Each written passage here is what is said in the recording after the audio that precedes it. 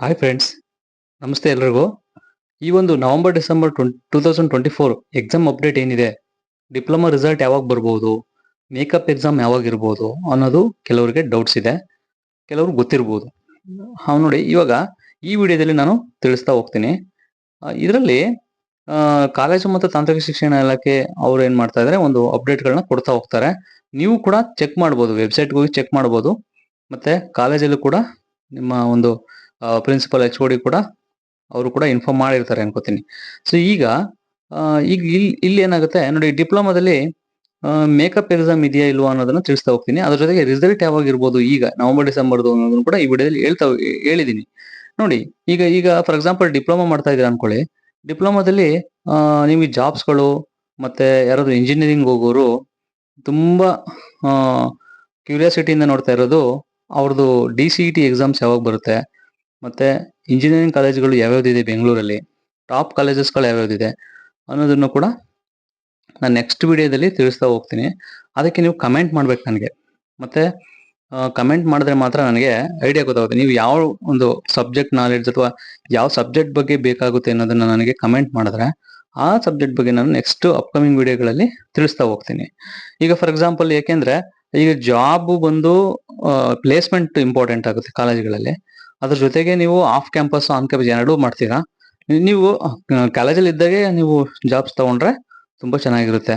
ಯಾಕೆಂದ್ರೆ ಎಲ್ಲಾ ಕಾಲೇಜುಗಳು ಪ್ಲೇಸ್ಮೆಂಟ್ಗಳು ಇಲ್ಲ, ಕೆಲವು ಕಾಲೇಜುಗಳಲ್ಲಿ ಇದೆ. ಅದು ನೀವು ಗಮನದಲ್ಲಿಟ್ಕೋಬೇಕು. ಮತ್ತೆ DCETಗೆ ಪ್ರಿಪ್ರೇಷನ್ ಇವಾಗ್ಲಿಂದನೇ ಶುರು ಮಾಡಬೇಕು. ಕರ್ನಾಟಕ ಎಕ್ಸಾಮಿನೇಷನ್ ಅಥಾರಿಟಿ ಅವರು DCET ಕಂಡಕ್ಟ್ ಮಾಡ್ತಾರೆ. 6th ಸೆಮಿಸ್ಟರು ಆದ್ಮೇಲೆ ನೀವು DCET ಬರೀಬೇಕು.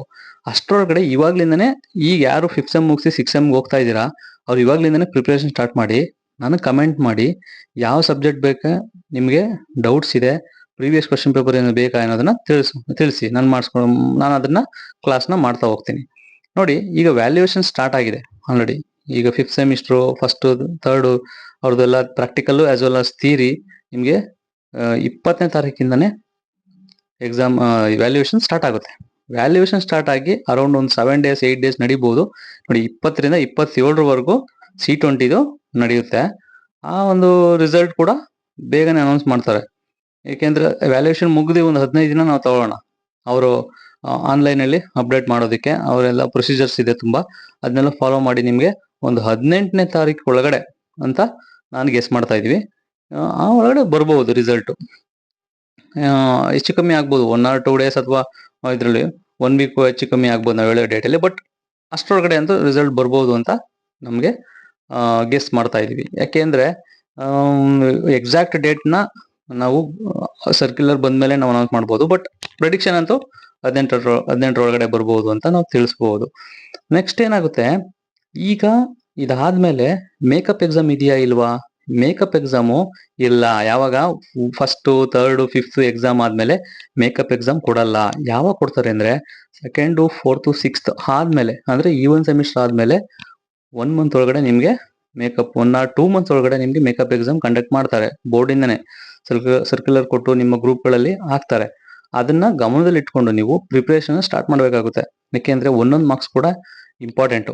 ಈ ಒಂದು ವಿಡಿಯೋದಲ್ಲಿ ನೋಡಿ, ಯಾರು ತುಂಬಾ ಅಂದ್ರೆ ಅವೇರ್ನೆಸ್ ಇರುತ್ತೆ, ಸ್ಕೋರ್ ಮಾಡಬೇಕು, ಜಾಬ್ ತಗೋಬೇಕು, ಒಳ್ಳೆ ಕಾಲೇಜಲ್ಲಿ ಇಂಜಿನಿಯರಿಂಗ್ ಸೀಟ್ಸ್ ತಗೋಬೇಕು ಅನ್ನೋರು ನೀವು ಈ ವಿಡಿಯೋನ ನೋಡಿದ್ರೆ ಗೊತ್ತಾಗುತ್ತೆ. ಮತ್ತೆ ನಾನು ಸಬ್ಸ್ಕ್ರೈಬ್ ಮಾಡಿ, ಯಾಕೆಂದ್ರೆ ನಾನು ಮತ್ತೆ ಈ ಅಪ್ಡೇಟ್ಗಳನ್ನ ಕೊಡ್ತಾ ಹೋಗ್ತೀನಿ.